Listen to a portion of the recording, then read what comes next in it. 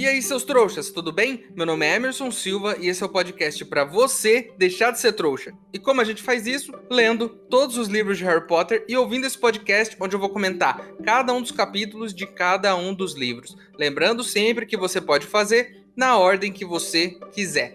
Hoje vamos comentar o que eu achei do filme Harry Potter e o Prisioneiro de Azkaban. E por que eu tô rindo? Porque eu acabei de falar que eu vou comentar cada um dos capítulos do livro e hoje eu vou falar do filme. Então, hoje eu não vou falar de nenhum capítulo, de nenhum livro.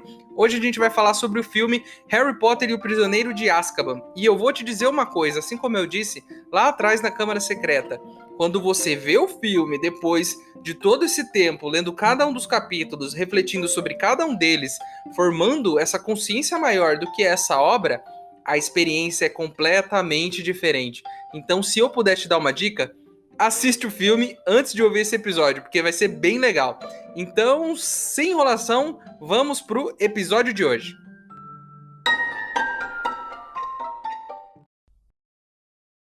Pessoal, tem um boato aí de que uma professora de Hogwarts está fazendo previsões 100% confiáveis para qualquer pessoa disposta a pagar. Eu tô tentando juntar alguns galeões para descobrir os números da próxima loteria. Se você quiser ajudar, o link para apoiar está aqui na descrição do episódio. Lembrando que se você não puder ou não quiser, não tem problema. O mais importante é você continuar aqui com a gente, ouvindo o podcast para deixar de ser trouxa. Na verdade, não tem a ver com o pai. Tem a ver com a mãe. A gente vê isso sempre com os cachorros. Se há alguma coisa errada com a cadela, então vai haver alguma coisa errada com o filhote. Cala a boca! Cala a boca!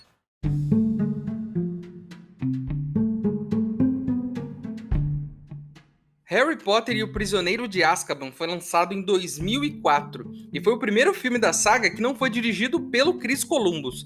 Eu já falei aqui várias vezes e vou repetir, eu sou um grande fã do trabalho do Chris Columbus, porque ele não fez só o primeiro e o segundo Harry Potter, como fez um monte de outros filmes que eu gosto. E do mesmo jeito em que eu falei do livro há um tempo atrás, que os dois primeiros são a base de uma casa, o Chris Columbus fez os dois primeiros filmes que são a base do resto dessa saga no cinema. Então eu acho que ele é muito importante, porque para pensar, o que tem nesses dois primeiros filmes, tanto em termos de cenário, figurino, direção de fotografia, direção de arte, isso é um trabalho de muita gente, mas quem que une tudo isso em uma obra só? É o diretor. Então a gente pode colocar como o grande responsável por criar a base cinematográfica. E o que depois fica muito mais fácil para dar seguimento, porque você tem toda a história e toda a base dessa história já contada no cinema com aquele visual. E eu achei muito legal, apesar de gostar do Chris Columbus, que eles tenham trocado o diretor nesse terceiro filme, que foi o Afonso Cuarón. Ele trouxe uma cara nova para essa saga. Ele pegou o que tinha no primeiro e no segundo filme e evoluiu, amadureceu. Acompanhou dessa vez o crescimento dos personagens. Na minha opinião, o que não significa muita coisa, mas na minha opinião, o Afonso foi o melhor diretor de todos os filmes de Harry Potter. Ele entrega algo, primeiro, completamente diferente do que a gente tinha visto até então. Ele cria um universo um pouco mais adulto, sabe? Um pouco mais tenso. E ele traz essa história, que já é também mais dramática, para um tom muito acima dos dois primeiros filmes, que eram filmes muito mais infantis. Então, esse é na minha opinião, esse é o grande ponto de virada da saga, que é quando os atores, o personagem e a audiência crescem junto. É a hora que as coisas mudam de verdade, né? E o que eu fico muito triste, na real, é que esse cara não tenha feito mais nenhum filme de Harry Potter. Podia ter feito mais um, não precisava nem ser o próximo, podia ser outro. Porque eu acho muito legal essa proposta de ir mudando os diretores. Olha como esse filme tem uma personalidade muito diferente do primeiro e do segundo. Porque ao mesmo tempo que você vê uma história que é contínua e que tem os mesmos atores e que ela tem uma continuidade, você vê uma mudança. Porque você nota, olha esse filme e para pensar como ele é diferente de todo o resto da saga. E ainda assim, é Harry Potter. A essência tá ali, mas ele é diferente. E eu acho isso muito legal e muito, sabe, traz uma riqueza tão grande pra saga, né? Pelo que eu li, eles tinham um pouco essa ideia de fazer com diretores diferentes. E eu acho que seria tão legal, mas acho que acabaram abandonando no meio do caminho por praticidade mesmo. Esse foi o filme que menos arrecadou no cinema. O Prisioneiro de Azkaban só arrecadou 796 milhões. Só isso. Só 796 milhões. Não dá pra nada esse dinheiro. Muito pouco. Ele não é o melhor filme, Emerson? Você não disse que é o melhor filme? Por que a bilheteria dele é a menor? Agora eu te peguei, hein? Não, você não me pegou, porque você tem que analisar a bilheteria de um filme, ainda mais quando ele é uma sequência, baseado no filme anterior. Então, o filme anterior cria expectativa para o próximo. Então, o que eu acredito que tenha acontecido é que o segundo filme não foi lá, né, o favorito das pessoas. Ele deu muito dinheiro porque continuação do primeiro, que tinha sido um grande sucesso. O segundo talvez tenha decepcionado por algum motivo, talvez não tenha sido bem o que as pessoas esperavam. Eu imagino isso. E aí no terceiro, menos pessoas vão assistir. Então, a bilheteria de um filme, ela pode ser medida, né, principalmente quando é uma sequência, pelo filme que vem antes. Então, se a bilheteria foi menor, é porque o filme anterior não cumpriu a sua expectativa. E segunda coisa que eu acho que pode ter acontecido, o filme ele é bem diferente. Então, para quem gostava daquele Harry Potter daquele jeito, filmado daquela forma, e ver esse terceiro filme, né, ver um trailer dele, já fica chocado com o que vê, porque é muito diferente. Então talvez não tenha ido ao cinema para ver por conta disso. Essas são as minhas duas teorias, nenhuma delas comprovadas, mas eu imagino que possa ter sido isso, né?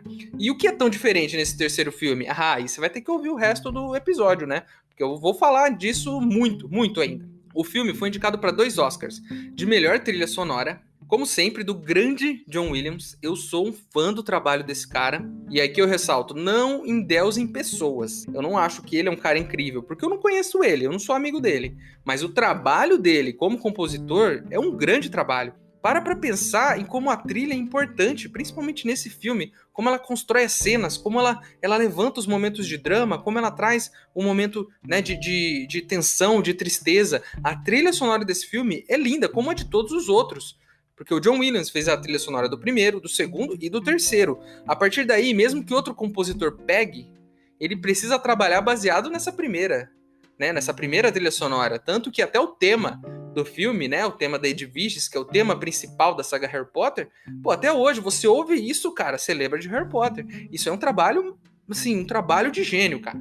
Outra curiosidade muito legal sobre esse filme é que quando o Afonso Cuarón começou a trabalhar nele, o diretor, ele pediu para que cada um dos 3 atores principais escrevesse uma redaçãozinha, mas dentro do personagem. Então, a Emma Watson entregou uma redação de 16 páginas, gigantesca, com um monte de detalhes. Parecidíssimo com a Hermione. O Daniel Radcliffe, que é o Harry, entregou uma página. Bem resumido, mas fez. E o Rupert, que é o Rony, não entregou nada. Perdeu o prazo, esqueceu e vamos assim. Olha só que interessante. Então, o que isso significa? Que eles abraçaram o personagem? Talvez sim. Ou que eles são parecidos com os personagens que eles interpretam. Não sei qual versão é real, mas eu achei muito legal essa curiosidade, eu quis trazer aqui. Quando esse filme foi lançado, eu, particularmente, não dei muita bola. Eu tinha dado um tempo de Harry Potter depois do primeiro e do segundo filme. Mas assim que eu vi esse filme pela primeira vez, eu fiquei mas tão empolgado, que na mesma semana eu fui atrás do livro, li ele inteiro, depois do filme, e depois já emendei no Cálice de Fogo direto, porque eu fiquei empolgadíssimo. O meu filme favorito ainda é A Pedra Filosofal, pela ligação emocional que eu tenho com ele. E vamos dividir aqui o que é o filme favorito com o melhor filme, porque eu consigo separar as coisas. Eu acho que você devia fazer esse exercício de separar as coisas. Eu separo como melhor filme aquele que é mais bem filmado e mais bem feito, que eu entendo que tecnicamente é melhor. Agora, o filme favorito, pra mim, é o filme que emocionalmente me traz mais memórias, que, sabe, dá aquele quentinho no coração de assistir, que é o primeiro filme, porque quando eu assisti criança e descobri esse universo e vi aquele, né, aquele mundo mágico se apresentando pra mim, aquilo realmente mexeu comigo, então é o meu filme favorito. Mas se você me perguntar qual é o melhor filme, eu vou dizer que é O Prisioneiro de Azkaban. Ele é o mais bem feito, ele é o que tem mais cuidado, e eu vou falar sobre isso muito ainda, mas não significa que ele seja perfeito, ele tem defeitos, e a gente vai falar dos defeitos aqui também.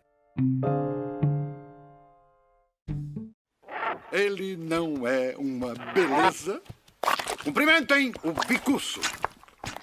Hagrid, o que exatamente é isso? Isso, Rony, é o hipogrifo. A primeira coisa que precisam saber sobre eles é que são criaturas muito orgulhosas. E se ofendem fácil. Nunca insultem o hipogrifo. Pode ser a última coisa que farão da vida. Bom, quem quer ser o primeiro a cumprimentar? Muito bem, Harry, muito bem.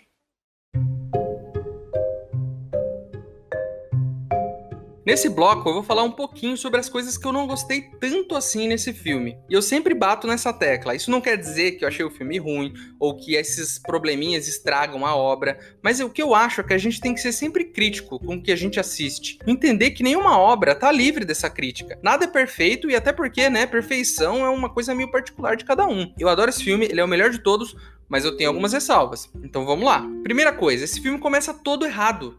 Todo errado. Por que o Harry tá fazendo magia no quarto dele, fora da escola? Isso tudo é pra fazer aquela introdução legal, que é muito legal mesmo, que a hora que ele acerta o feitiço, né, acende e você vê as letras, né, com o nome do filme. Aquilo é lindo, aquilo é uma marca da série, tem que ter essa parte de todo o filme. Mas, se você viu o segundo filme, principalmente, quando o Dobby faz levitar um pudim e ele cai na cabeça da senhora Mason e o Harry recebe uma carta do Ministério porque um pudim levitou, você acha que nesse cenário, onde um pudim levitando já merece uma carta do Ministério, você acha que fazer um feitiço repetidas vezes no seu quarto não teria a mesma consequência? Eu acho a introdução muito legal, ela é muito bonita e ela funciona muito, mas ela tá incorreta. Ela não faz sentido com o que a saga apresentou pra gente. Então eu acho que faltou esse cuidadinho, sabe? De alguém falar, pô, cara, não dá. É regra, ele não pode fazer magia fora da escola. Provavelmente o diretor falou assim, não, ele vai fazer a tia levitar, ele vai fazer a tia inchar que nem um balão, e aí? Por que não pode então fazer o Lumos? Eu acho incoerente. Outra coisa que a gente precisa falar sobre a mudança do Dumbledore. Por que eu não gostei? Porque é triste, né? Eu não achei o Dumbledore novo ruim. Eu gosto dos dois Dumbledores. Gosto muito mesmo dos dois. O primeiro, com aquele jeito mais de vovozinho, gente boa, sábio. Né? Ele é até mais lentinho. E esse novo, cheio de energia, que corre, que fala, que levanta a mão. Gosto dos dois, acho os dois ótimos. Mas o que é triste? Triste porque o primeiro Dumbledore morreu. Muito triste saber que o ator faleceu e que ele teve que ser substituído, né? Seria muito legal se a gente tivesse o Richard Harris, que é o primeiro Dumbledore, o tempo todo. Mas a mudança é ruim, de fato, no filme. Você sente a diferença? Sente um pouco, porque o Dumbledore ele é muito mais energético. Mas não tanto na parte física do personagem, porque é um velho de barba, não tem como. Você põe a barba e eles ficam todos iguais. Fica um velhinho de barba. Mas é muito triste, né? Mas a atuação dele é ótima, eu gosto muito desse Dumbledore. E eu acho que é necessário esse Dumbledore mais enérgico. Porque daqui pra frente o Dumbledore começa a virar um personagem mais ativo, né? Outra coisa que a gente precisa muito falar. E a gente já bateu nessa tecla aqui no último filme. Eles continuam tirando o protagonismo do Rony. Se a Câmara Secreta, isso acontece um monte de vezes, quando eles dão falas do Rony pra Hermione, acontece aqui também. E não são só nas falas, né? Eu fui dar uma pesquisada sobre isso e eu descobri que o roteirista, o Steve Kloves, ele é um fã da Hermione. O roteirista dos filmes, eu acho que de quase todos. Eu acho isso pouco profissional da parte dele. O fato dele ser fã de uma personagem e tirar méritos de outro personagem para tornar a Hermione, que é a favorita dele, mais forte. Cara, a Hermione é uma personagem incrível. A gente já gosta dela. A gente não precisa que você tire o protagonismo do Rony para que ela fique mais forte. Porque o Rony vira um babaca. Vou te dar um exemplo. Na sala de aula, quando o Snape tá lá dando aula e a Hermione fala sem o Snape autorizar ela, porque ela faz isso sempre. Ela fala que um lobisomem e um animago são diferentes, não sei o quê. Aí no filme o Snape fala assim, você é uma irritante e sabe tudo, alguma coisa desse tipo. O Rony defende o Snape. Ele fala assim, ele tá certo. Olha que babaca. Agora vamos pegar no livro, o que acontece? No livro, quando acontece uma cena parecida com essa, eu acho que é na aula de poções, eles estão lá naquela aula, e aí o Snape tá dando a aula dele e a Hermione responde sem ser chamada. O que acontece? O Rony defende a Hermione. Ele fala assim pra ele, se você não queria saber, era melhor não ter perguntado, porque você perguntou e ela deu a resposta. O Snape fica com muita raiva do Rony e manda ele pra detenção, pra limpar pinico. Lembram que ele foi limpar pinico lá na ala hospitalar? É isso. O Rony tomou detenção porque defendeu a Hermione, porque ele é um personagem corajoso, um personagem que se impõe, um personagem que enfrenta um professor, uma autoridade, em favor de um amigo. E aí, o que acontece? Ao invés dele ser esse personagem altruísta, ele vira um babaca. No filme, ele vira um babaca. No final, quando o Sirius está apontando a varinha pra eles, o Rony diz, se você quiser matar o Harry, vai ter que matar a gente também. Eu acho que ele fala até mais de uma vez. Eu até fiz piada, quando a gente estava comentando esse capítulo, de que o Rony saiu falando isso sem pedir a opinião da Hermione. Ele saiu falando sem saber se ela queria arriscar a vida dela pelo Harry. No filme, essa cena é invertida. É a Hermione que fala isso. Ela entra na frente e fala: se você quiser matar o Harry, vai ter que matar a gente. É exatamente a mesma fala, mas na boca de outro personagem. E mais uma vez eu pergunto, por que fazer isso? Por que tirar um protagonismo de um personagem em favor do outro? Eu entenderia se você pegasse, por exemplo, no filme e desse ações de um personagem para outro para encurtar a história, para ficar uma coisa mais rápida. Mas os dois já estão lá, os dois são personagens principais. A gente tem que entender que o Harry não é o protagonista sozinho dessa história. Rony e Hermione são protagonistas também, os três são protagonistas. Apesar de ter Harry Potter lá na capa, os três aparecem o livro todo. Então por que não deixar cada um com seu protagonismo? Fizeram isso na Câmara Secreta e foi muito chato, fizeram isso aqui de novo. E eu tendo a acreditar que vão continuar fazendo, vão continuar transformando o Rony em um babaca. Tem outro personagem que é descaracterizado nesse filme, que é o Bichento, o gato da Hermione. Eu vou falar rapidamente aqui a quantidade de coisas que o Bichento fez. Ele foi o primeiro que sentiu que tinha alguma coisa errada com o Perebas, que ele era esquisito. Foi o Bichento também que sacou que o Sirius era um cara do bem. O Sirius até disse que conseguiu se comunicar com ele e que o Bichento sacou que ele era um cara do bem. Foi o Bichento que roubou um papelzinho do Neville e entregou pro Sirius, onde estavam todas as senhas da Grifinória, para ele poder entrar e ir atrás do Rabicho. Além disso, o Bichento é que aperta o botãozinho na base do Salgueiro Lutador pro Harry e Hermione poderem ir resgatar o Rony. Já no finalzinho do livro, quando o Harry tá puto da vida com o Sirius, o Bichento pula em cima do Sirius para proteger ele. E se não fosse o Bichento, o Harry teria matado o próprio padrinho, talvez. E por último, e não menos importante, foi o Bichento que levou a ordem de compra para comprar a Firebolt do Harry. Então, sem o Bichento, o Harry não teria ganhado a taça de quadribol. Ele faz tudo isso no livro. No filme, não faz nada. É só um gato correndo atrás de um rato. Tiraram totalmente o protagonismo do gato. Eu não digo que devia ser um filme sobre ele, porque se tivesse tudo isso que eu falei, ia ser um filme do gato. Ia ser isso, as aventuras de Bichento. O que seria muito legal. Mas não é. Mas por que não pôr uma coisa ou outra? Mais uma ceninha dessas que eu falei, escolher uma, para evidenciar a importância desse personagem no livro. Porque esse gato, ele faz diferença na história. Outra coisa que eu senti falta foi um trecho que falasse sobre os marotos. No livro, quando eles estão conversando na Casa dos Gritos, a gente entende quem são os marotos, quem andava ali junto, o apelido de cada um, como eles criaram o mapa do maroto, qual é o lance do lobisomem com a Casa dos Gritos, porque ele ia pra lá, todo esse rolê, o Dumbledore que deu a chance do Lupin estudar, depois deu um emprego a ele mesmo sendo lobisomem, toda essa história. Não tem nada disso no filme. E mais uma vez eu digo, não dá tempo, o filme é longo, precisa condensar a história. Mas 2 linhas de diálogo ali tinha resolvido. Uma linha que falasse, nós somos os marotos, Harry. Eu, Sirius, seu pai e o Rabicho. Pronto, já explicou essa parte. A Casa dos Gritos foi feita para que eu viesse aqui me transformar em lobisomem. Uma coisa rápida, simples, colocada naquele diálogo, deixaria isso evidente. Mas isso não é explicado no filme, fica meio no ar. A gente não sabe muito bem quem são os marotos. E aí, um outro filme lá na frente vai ter essa tarefa de contar. Algo que podia estar nesse e poderia poupar tempo num próximo filme. Eu acho que valeria essa explicação. Eu acho que valeria muito essa explicação. E por último, a Firebolt. A Firebolt chega na mão do Harry no filme, no final, mas no final mesmo. Já no livro, ele pega essa vassoura lá pela metade. Ele enfrenta Cedrico, a Cho, que são personagens que a gente sabe que são importantes. Enfrenta esses dois ali no quadribol, ganha a Taça das Casas, que é algo muito legal, que a gente não viu nesse filme. E eu gosto muito da cena em que o Harry sai voando no final e a tela trava no rosto dele, fica até meio embaçado. Eu gosto muito dessa cena. Tem gente que não gosta, mas eu acho muito legal ele terminar assim, com essa sensação de movimento, com a tela pausada. Mas eu acho que faltou, sabe? Faltou esse lance da Taça das Casas, do Harry ser campeão. Outra coisa que daria pra resolver numa ceninha mais rápida. Eu entendo que não dá pra pôr tudo, porque várias concessões precisam ser feitas para que o filme tenha um tempo de filme. Imagine ficar 5 horas no cinema vendo um filme. Eu veria Harry Potter por 5 horas no cinema, mas a maioria do público não, e esse filme não é feito só para fã, então ele precisa ser rápido, dinâmico, ele precisa ser explicativo na medida do possível. Eu entendo os cortes, eu sei porque fazem, e eu entendo a necessidade de fazer isso, mas eu senti falta dessas coisas, e ninguém pode me impedir de sentir falta dessas coisas, não é mesmo?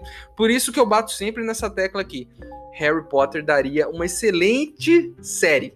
Excelente. Uma temporada para cada ano do Harry, dava para contar tudo bonitinho, ter várias cenas legais, dava para fazer um negócio.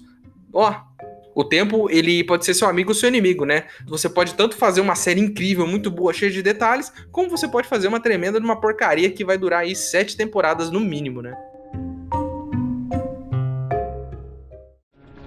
Está bem. Mate-o. Mas espere mais um minuto. Harry tem o direito de saber por quê. Eu sei por quê. Você traiu os meus pais. Por sua causa, eles estão mortos. Não, Harry, não foi ele. Alguém realmente traiu seus pais. Mas foi alguém que até recentemente eu achava que estava morto. E quem foi então? Pedro Pettigrew. E ele está neste quarto, agora! Vamos, apareça, Pedro! Saia, vamos brincar! Expelliarmus!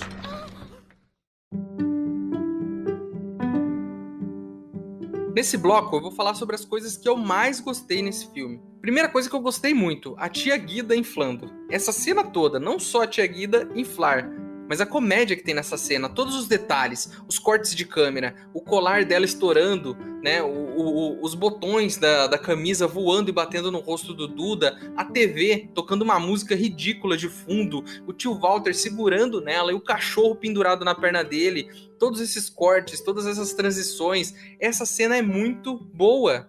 E no final, quando a tia sai voando, você tem um corte pro Duda olhando pra TV sozinho, assistindo uma cena nada a ver que tá passando na TV. Eu enquadraria essa cena. Enquadraria a cena da tia Guida voando com o tio Walter pendurado nela. Eu teria um quadrinho aqui em casa dessa cena. Ela é muito boa, ela é muito engraçada. E ela já começa o filme, né, de um jeito que te leva lá pra cima. Pra em seguida já te jogar lá embaixo. Porque a hora que o Harry sai da casa dos tios, ele se vê numa rua vazia. É a primeira vez que a gente anda com o Harry pela rua do bairro. E é uma rua escura, sombria, e tá tudo meio tenso. Os balanços estão se movendo sozinhos. Isso dá um tom no filme, né? Uma espécie de tensão que é criada, sabe? Você não entende o que vai acontecer. Isso te leva lá pra baixo, num estado de tensão.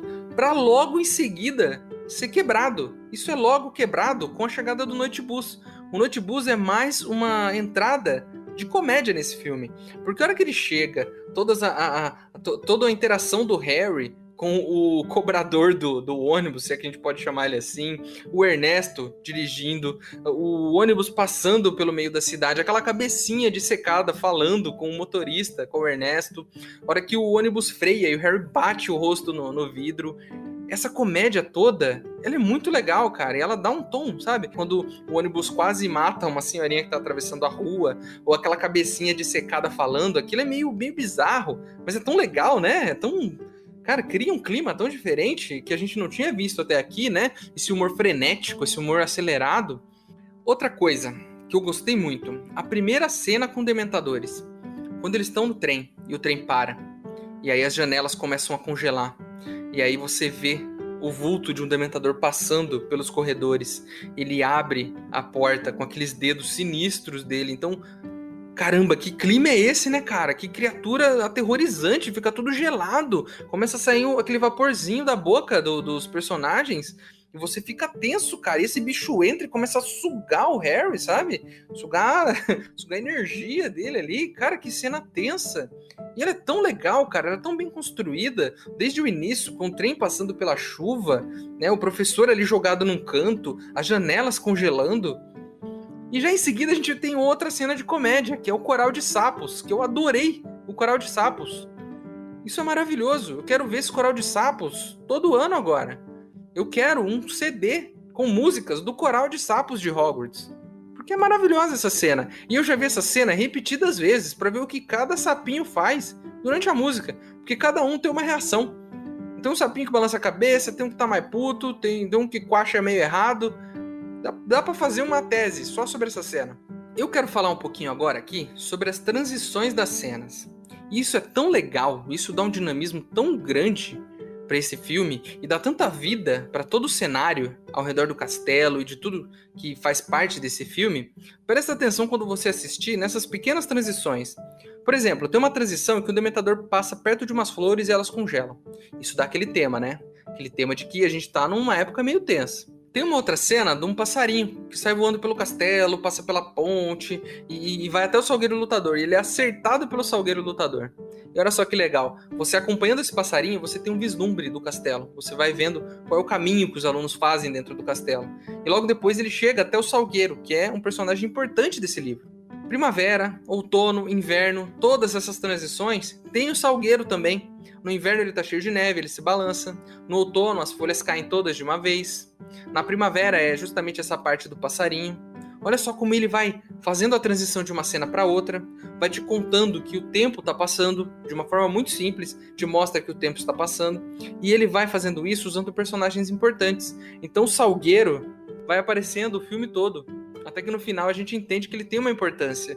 Então o filme todo a gente viu ele, então não é como se ele aparecesse do nada no final. Todas essas mini transições são tipo, sabe, trechinhos que eu gosto muito de apreciar, um por um, porque eu acho que elas são muito bem construídas. Outra coisa legal, coisa que eu gostei nesse filme, é a troca da cabana do Hagrid.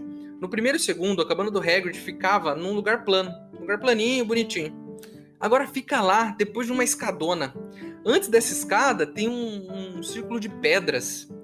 Eu acredito que essa troca de local da cabana do Hagrid tenha sido principalmente para fazer algumas cenas, né? As cenas de viagem no tempo, a cena em que eles olham a cabana do Hagrid lá de cima, o próprio Malfoy tá com binóculo olhando lá para baixo, eles ficam lá de cima olhando quando o Bicurso é executado. Então acho que foi trocado pra gente ter essa mobilidade dramática, né? Se fosse num local plano e sem muitos obstáculos, sem muitas árvores, sem escada, sem nada, a gente não teria como fazer todas essas cenas, a gente, né? Como se eu tivesse participado da produção, né? Outra cena que eu gosto muito, Harry voando no Bicurso. A música, ele passando a garrinha na água, o grito do Harry. Essa é uma das minhas cenas favoritas desse filme. Ela não existe no livro. Inclusive o Harry nem gosta de voar no Bicurso no livro, mas é uma cena para você curtir. O Bicurso voando pelo castelo e você vê as torres, você vê toda a imensidão desse castelo, você passando pelo lago. Eu gosto muito dessas cenas contemplativas, cenas que mostram o cenário, cenas que mostram o que está ao redor dessa história, toda a magia que está ao redor dela. Mostram um castelo de cima, que mostram o lago, a floresta. Isso é lindo, cara, isso é poético. Isso dá um clima pro filme incrível, maravilhoso, sabe? Você curte ver essas cenas. Outra coisa que eu gostei muito é do figurino. Eu não sou muito de elogiar roupa, porque eu uso qualquer coisa no meu dia a dia aqui e não sou muito ligado nessas coisas. Mas para pensar no figurino dos outros filmes, do primeiro e segundo, como eles tinham menos personalidade do que nesse. Primeiro, eles não usavam roupas de trouxa no primeiro e segundo filme. Aqui eles usam. E toda a cena final, todo o arco final, eles estão com roupa de trouxa. Isso é legal, porque mostra um pouquinho da personalidade de cada um, né? Pelas roupas que eles usam. Outra coisa, vocês repararam na quantidade de vezes em que algum personagem faz uma pequena magia com as mãos? Eu não sei qual foi a intenção nisso, mas acontece várias vezes. O Dumbledore, no começo, ele tá fazendo aquele discurso muito bonito que ele faz, e que eu acho que nem existe no livro. Ele faz com a mão. Ele passa a mão pela vela apaga, e depois ele acende. O Lupin faz isso também quando eles estão tendo aulas contra dementadores. O Lupin vai lá e acende as velinhas uma por uma com a mão, vai acendendo. Além disso, ele também abre o malão só fazendo um gesto com a mão, e o malão abre. Isso é muito legal. É um detalhe muito pequeno, muito bobo, mas é muito legal. Isso é coisa que a gente não via nos primeiros. Nos primeiros era sempre com a varinha. E é muito legal ver isso. Os bruxos mais velhos e mais experientes fazendo magia simples do dia a dia, só fazendo gestos. Isso é muito legal e eu gosto muito. O próprio Dumbledore, quando o Harry tá caindo lá no ar no jogo de quadribol, o Dumbledore faz um gesto com a mão para desacelerar o Harry, para ele não se machucar na hora que ele cair. Eu gosto muito dessas cenas, e são detalhes. Essas cenas são detalhes pequenos, mas eu acho muito legal como elas compõem o personagem, né? Como você mostra que esses bruxos são mais experientes que as crianças que estão ali. Destaque rápido aqui pro soco da Hermione no Draco. Destaque bem rápido. Eu queria ver essa cena em looping. Queria um gif desse soco, porque ele é muito bom. Mandem pra mim gifs desse soco. Outra coisa, a transformação do lobisomem. Todo filme ou livro de lobisomem precisa ter a transformação. Não adianta você ter um lobisomem e não ter ele se transformando em lobisomem. Então, já saiba aqui de antemão. Se tiver um lobisomem num filme, vai ter a cena de transformação. Ela precisa existir. É um requisito aí. Se não existir, você é processado pelos advogados dos lobisomens. Então, essa cena do Lupin virando um lobisomem é terrível, cara. Olha o rosto dele. Cara que ele faz de terror, de medo. E como parece que dói. E eu nem tô falando da cena, da parte gráfica mesmo, feita por computação, do lobisomem virar lobisomem, né? Do pelinho crescendo, das pernas. Esquece isso. Foca naquela cena em que mostra os olhos do Lupin. Olha aquela cena, como o ator entrega naquele momento o terror que é virar um lobisomem, cara. Aquela boca aberta, aquele terror nos olhos dele, você fica tenso, cara. E depois aí vem toda a parte de computação gráfica que é boa. Mas o principal, fica de olho no ator. Olha como ele entrega essa cena. Já indo pro final, na parte da volta no tempo, tem alguns detalhes muito legais sobre a volta no tempo. Primeira coisa, quando eles giram vira-tempo e tudo começa a rodar ao contrário, repara no fundo, em tudo que acontece no fundo, na quantidade de maluquice que acontece na enfermaria. Tem até um cara que é enfaixado inteiro ali. Eu achei muito legal isso. Segundo, quando eles vão descer para ir atrás do Bicurso, a câmera não segue eles. A câmera vai por dentro de um relógio. A câmera passa por dentro de um relógio gigante que tem ali na entrada do castelo e desce até eles. E para pensar, esse relógio estava em várias outras cenas, já dando clima e te mostrando que alguma coisa ia acontecer relacionada ao tempo. Tem até um pêndulo gigantesco que fica passando na frente da porta, eu não entendo aquilo. Aquilo vai acertar um aluno a qualquer momento. Mas é muito legal. E aí a câmera, quando vai acompanhar eles numa cena de viagem no tempo, ela passa por dentro do relógio, cara. Olha que detalhe rico pra esse filme. Olha que legal que é ver isso. Vai me dizer que você não ficou tenso com a passagem do tempo ouvindo o tic-tac no fundo da cena. Se você não percebeu, assiste de novo. Quando eles voltam no tempo, enquanto eles estão lá, tentando fazer tudo o que eles precisam fazer, fica um tic-tac no fundo. Tenso pra caramba, cara. Ele até some um pouquinho em algum momento, mas depois ele volta mais perto do final da cena. E é tenso, cara, do começo ao fim. Você fica ouvindo aquele tic-tac o tempo todo. Olha que detalhe legal. Coisa de trilha sonora, um detalhe que o diretor quis colocar e que faz total diferença pro ambiente que está sendo construído ali. Destaque aqui rápido pro Rabicho, que é maravilhosa a caracterização do Rabicho, né? Você olha pra cara dele e fica com raiva do cara, velho. Você fica com raiva, aquela carinha de rato dele, dá vontade de dar um soco nele, cara. Que raiva que tá desse cara. E era isso que você tinha que sentir mesmo, você tinha que sentir raiva. Esse filme entrega uma emoção diferente do livro. Você fica tenso pelo Sirius quando ele tá sendo atacado pelos Dementadores. Que cena tensa, cara. E ele fica ali deitado com a alma dele saindo do corpo, literalmente. E como você fica tenso até que o Harry vem e faz o patrono. E falando nisso, quando você descobre que é o Harry que faz o patrono, aquilo emociona, cara. O Harry se levantar, fazer o patrono, salvar a vida do padrinho, cara, usando, sabe, uma memória feliz dele. E o servo, que representa o pai, aparece. Essa cena é emocionante, cara, é muito emocionante. E já pro fim, a cena que mais me emociona também é com o Sirius. Quando ele sobe no Bicurso e ele sai voando, toca a minha música favorita de Harry Potter. Essa música, eu acho que eu gosto mais dela do que o tema principal do filme. Porque ela é muito emocionante, cara. O Sirius vai voando com o hipogrifo rumo à liberdade. Um homem inocente, que não conseguiu provar sua inocência, mas conseguiu escapar da morte. E ele e o Bicurso, que são dois personagens que foram incriminados injustamente, que iam morrer injustamente, eles fogem juntos, em direção à lua. Desde o primeiro momento em que o vi, Harry, eu o reconheci imediatamente. Não pela cicatriz, pelos olhos. Iguais aos da sua mãe. Sim. Eu a conheci. Sua mãe me ajudou numa hora em que ninguém mais quis ajudar. Ela não era só uma bruxa com poderes incríveis, mas uma mulher extraordinariamente bondosa. Ela tinha o dom de ver a beleza nos outros, mesmo e talvez principalmente quando a pessoa não conseguia enxergar isso em si mesma. E o seu pai, Tiago, por outro lado, ele tinha, digamos, um certo talento para problemas. Um talento, pelo que dizem, que você herdou.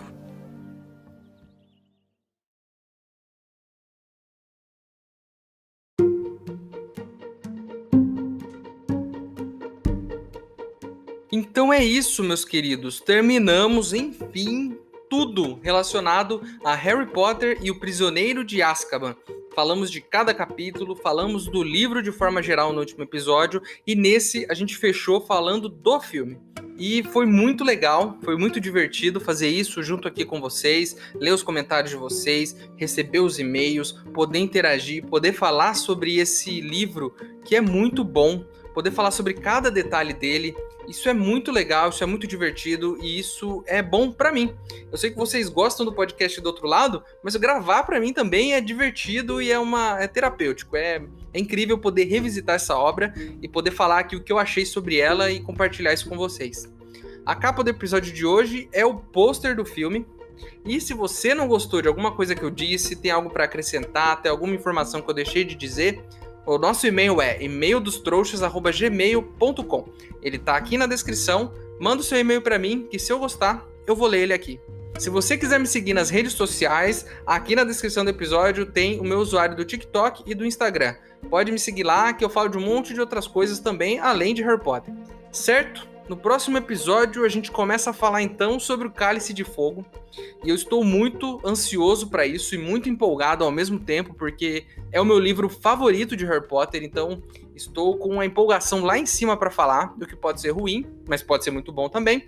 E eu te espero no primeiro capítulo, que é o próximo episódio desse podcast. Certinho? Meu nome é Emerson Silva e esse é o podcast para você deixar de ser trouxa. Tchau!